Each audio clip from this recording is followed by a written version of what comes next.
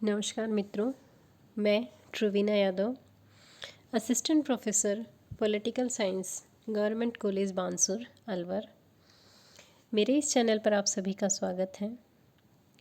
आज के इस लेक्चर में हम मत्स्य यूनिवर्सिटी के बीए पार्ट फर्स्ट के पेपर सेकंड यानी प्रतिनिधि भारतीय राजनीतिक विचारक में मनु का अध्ययन करेंगे। मनु के अध्ययन पिछले लेक्चर में हमने देखा था मनु का मंडल सिद्धांत, अर्थात प्रत्येक राज्य को किस प्रकार अन्य राज्यों के संबंध अपने अन्य राज्यों के साथ अपने संबंध स्थापित करने चाहिए। इसके लिए मनु ने मनुस्मृति में मंडल सिद्धांत बताया। साथ ही परराष्ट्र संबंधों के सफल संचालन के लिए मनु ने मंडल सिद्धांत के अलावा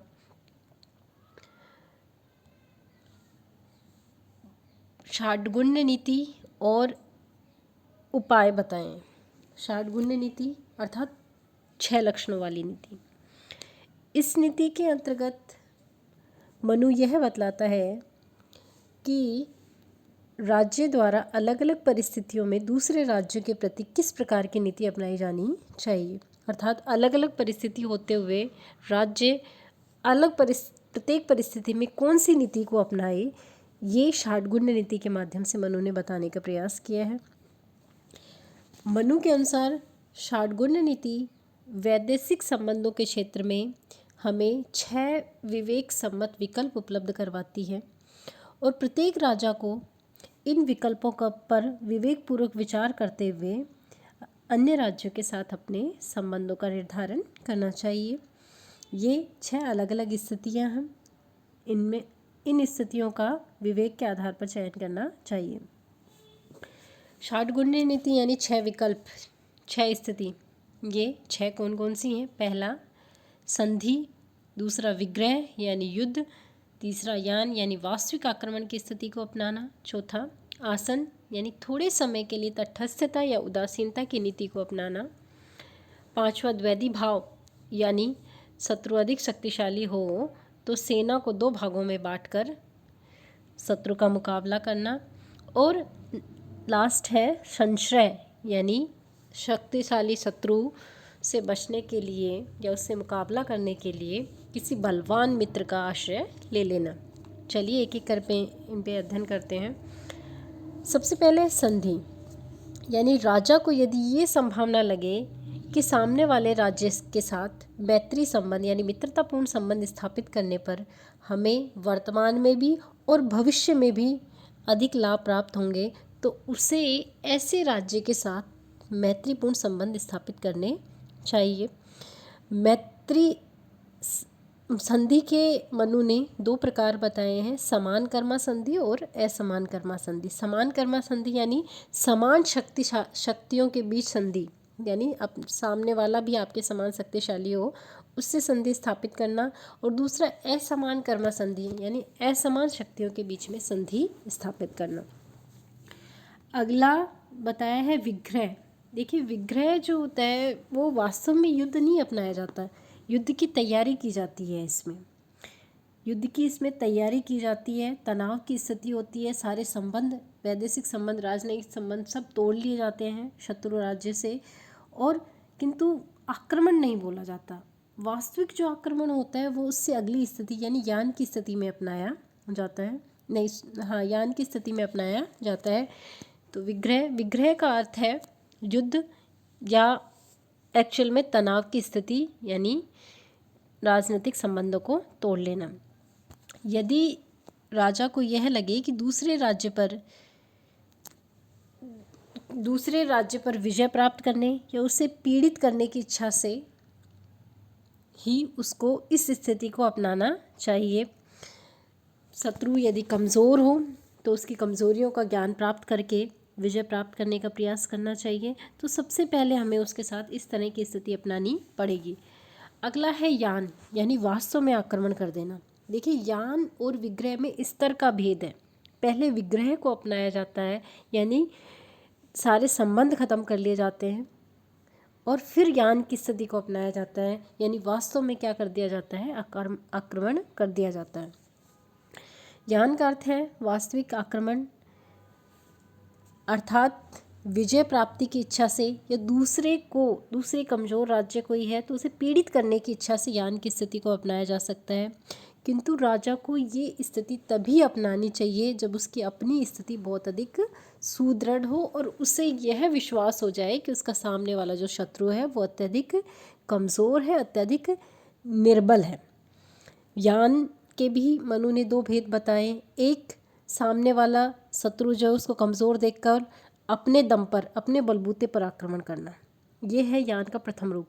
और दूसरा है कि आक्रमणकर्ता जो है वो स्वयं शत्रु से भिड़ने में समर्थ न हो तो अपने मित्र की सहायता के माध्यम से उससे क्या करे, वो उस पर आक्रमण करे। ये यान का दूसरा रूप है। अगला है आसन, यानी तटस्थता या उदासीनता की स्थिति को अपनाना, अर्थात अमैत्रीपूर्ण संबंध होने पर भी युद्ध की स्थिति को न अपनाकर थोड़े समय के लिए तटस्थता या उदासीनता या उपेक्षा की स्थिति को अपनाना ही क्या कहलाता है, आसन कहलाता है। ये जो आसन की स्थिति है ये अल्पकाल के लिए अपनाई जाती है। आसन को अपनाने का जो उद्देश्य होता है वो ये होता है कि शत्रु को शांत रखना और इस दौरान आप जो है स्वयं अपनी शक्ति को अर्जित करते रहें और अपने आप को शक्तिशाली बनाते रहें। ये स्थिति, आसन की जो स्थिति है वो दो रूपों में अपनाई जा सकती है। एक, यदि सेना या कोष जो है हमारा क्षीण हो जाए यानी कम हो जाए या खत्म होने की स्थिति में, ऐसी स्थिति में हमें कुछ समय के लिए आसन की स्थिति को अपना लेना चाहिए। या फिर जो हमारा मित्र है वो ऐसा अनुरोध करे तो उसके अनुरोध पर भी आसन की स्थिति को कुछ समय के लिए अपनाया जा सकता है। अगला है द्वैधी भाव। द्वैधी भाव की व्याख्या जो है कौटिल्य ने मनु से बहुत भिन्न की है, वो हम कौटिल्य में देखेंगे। मनु के अनुसार द्वैधी भाव अपने से अधिक शक्तिशाली शत्रु से रक्षा के लिए अपनाया जाता है। मनु राजा को परामर्श देता है, यदि वह शत्रु को स्वयं से अधिक शक्तिशाली समझे तो उसे अपनी सेना को दो भागों में बांट लेना चाहिए। एक सेना का जो एक हिस्सा है वो शत्रु पक्ष, जो सेनापति के अधीन शत्रु पक्ष की सेना को रोके रखेगा, ठीक है, और दूसरा जो हिस्सा है वो किसी सुरक्षित स्थान पर या दुर्ग में जाकर शक्ति अर्जन का कार्य करेगा, तो अपने साथ ही अपने मित्रों से सहायता स्थापित करने का या सहायता प्राप्त करने का या शक्ति संचय करने का प्रयास करेगा। यानी सेना दो भागों में बटेगी, एक शत्रु को रोके रखेगी, उसका सामना करती रहेगी, और दूसरा जो भाग है वो मित्रों के माध्यम से शक्ति संचयन का प्रयास करेगा।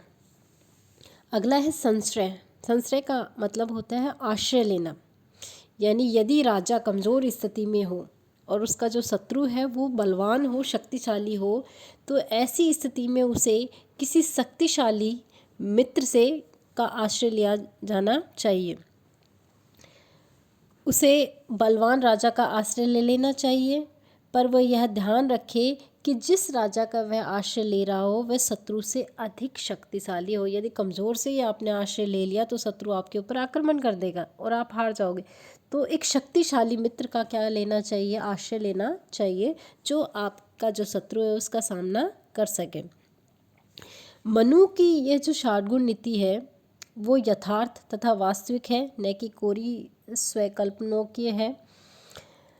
मनु की षाटगुण नीति बहुत अधिक तार्किक है और सभी राज्य कम या अधिक रूप में इस पर आचरण करते भी हैं। यदि हम वर्तमान संदर्भ में भी वैदेशिक संबंधों के अगर हम देखें, सिद्धांतों को देखें, वैदेशिक किस प्रकार कोई राज्य दूसरे राज्य के साथ संबंध स्थापित कर रहा है, तो उसमें कहीं ना कहीं हमें षाटगुण नीति दिख जाएगी।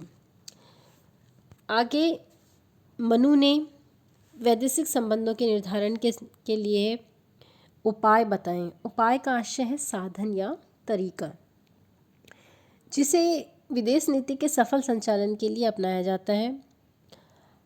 अन्य भारतीय आचार्यों की भांति मनु ने भी 4 उपायों का विधान किया है, जो आपने पहले भी सुने होंगे। साम, दाम, दंड और भेद। साम का अर्थ होता है प्रेम प्रदर्शन या सम्मान देकर या समझा बुझाकर या अन्य किसी तरीके से दूसरे राजा को अपने पक्ष में करने का प्रयास करना।